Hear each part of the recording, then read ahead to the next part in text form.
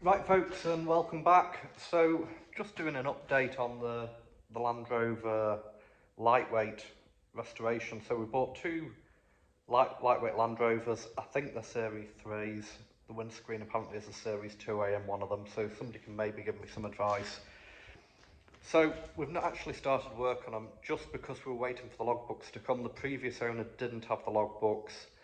I've had to apply to the DVLA by sending that postal order off, the old-fashioned way of doing it. The DVLA don't seem to have modernised this process yet, so you still have to fill out, I think it's a V62, a blue form to get a V5.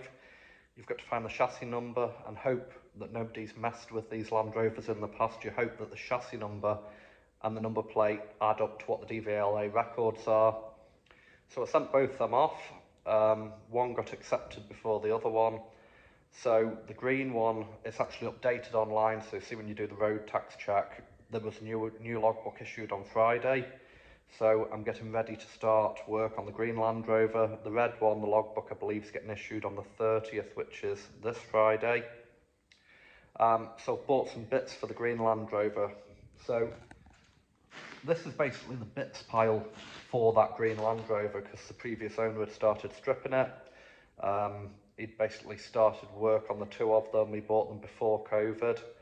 I don't know how long before COVID he bought them, but they've sat in his garden for years. I bought them off him as job lot. Only wanted one. I'm probably going to be starting. I was going to start on the red one first. I've decided to start on the green one because everything's better on that, and it's probably going to be a bit of a rolling restoration, but I'll explain that in a minute. So as you can see, they're still dumped where I left them. Had to go and see my dad this weekend down in Staffordshire, and I managed to pick up a Series 3 tailgate, so that'll go on the red one. It's not a lightweight tailgate, but the red one's not original, so the red one is probably going to get done up as like a coil sprung off-roader or something. You'll see it's higher than a normal lightweight. So this isn't original, it'll take a lot of money to make it original, so this will probably be something, either a V8 petrol or a Cummins 6BT diesel.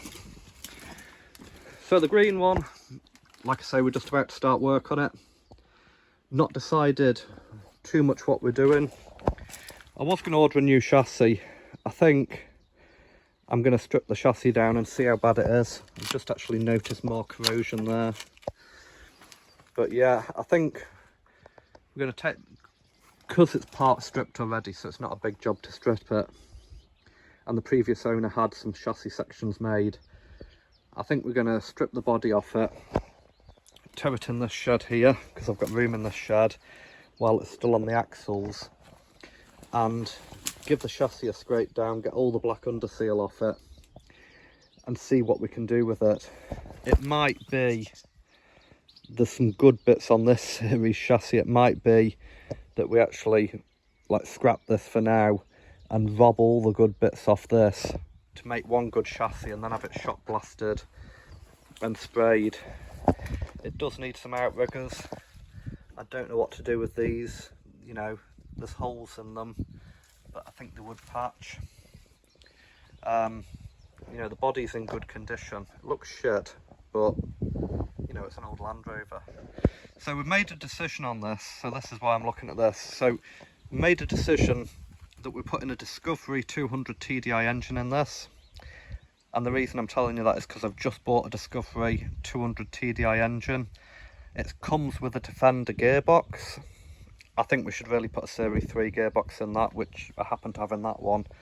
So I think the idea of this is it's going to be standard leaf sprung lightweight Land Rover, green, I don't know, NATO green or British Army green. I don't really like green, but I think we ought to try and keep it as original as possible. So it's going to be a bit of a rolling restoration. So the way we're going to restore it, we're either going to patch that bulkhead up or take the bulkhead off this one and the top panel, patch them, patch the chassis, shot blast the chassis, do it with some 95% zinc paint, do it with bitumen, do the bulkhead up, do that with Raptor or whatever, just clean the windscreen up and do that with Galvafroid. Just clean everything up. The axles look terrible, but I think they'll jet wash off and just rub down. And then we're doing away with the manual steering. Yeah, so like I say, we're going to do away with the manual steering because the 200 TDI has a power steering pump on it. We're using a Range Rover P38 steering box reservoir. I've bought a kit off eBay off somebody that breaks Range Rovers, and he sells all the bits as a complete kit, so you can just weld some lugs, bolt that to the chassis leg on a Series 3, move the battery tray, and that will plumb up to that 200 TDI engine. I also bought a second-hand kit off eBay. This just came up in my search results. Hi Cat, hi. So this is like your exhaust pipes, your intercooler pipes, to make a Discovery 200 TDI fit into a Series Land Rover. If you look for these bits, I think the fella sells them as a kit like 800-900 quid, and this is second hand. I paid like £110 for this delivered. So it's basically all the bits including the intercooler I need. So I've pretty much got everything ready to put this Land Rover back together. I'm not saying it's going to be a full restoration, it's going to be like a rolling restoration. So we'll cut all the rot out of the chassis, we'll fix it, new rear cross member, some outriggers, patch probably the red bulkhead up, get that in, get it all kind of working and running before we put the bodywork on, and you know, get it working. And it's going to be, initially it'll be a vehicle for running around the lanes here because we're a mile off the main road, and obviously we've got our own land. But it is tax and MOT exempt, so once it's roadworthy, I'll get it insured and we'll start using it. It's not going to be a daily driver or anything, but it's just going to be something to kind of use about the roads instead of the quad bike. So that's the update. So that's the way we're going with the green Land Rover. The red Land Rover's still up in the air. I did have a look at the red Land Rover chassis last night because I thought, oh, it doesn't look too bad at the front, it doesn't look too bad at the back, and underneath it's just holes. It's beyond repair, but I think we'll be able to use bits of it to fix that chassis up, if that makes sense. So that's the way the green Land Rover's going. We've got a bit more information on the red Land Rover. I've managed to get both the military registration numbers. I've not got the full history yet, but the green one is ex-Army, the red one is ex-RAF. I believe it was RAF Ground Force, so it wasn't really in service. It was used, I believe, at Lossiemouth in Scotland. Obviously we're in Scotland. And it was yellow, so it was all like the stuff on the base in an RAF camp. I didn't know this. It's painted bright yellow, and it's like a JCB yellow, a highway council yellow. So I actually had a look at that Land Rover, and yeah, under the paint it's bright yellow, so that's, its history kind of checks out.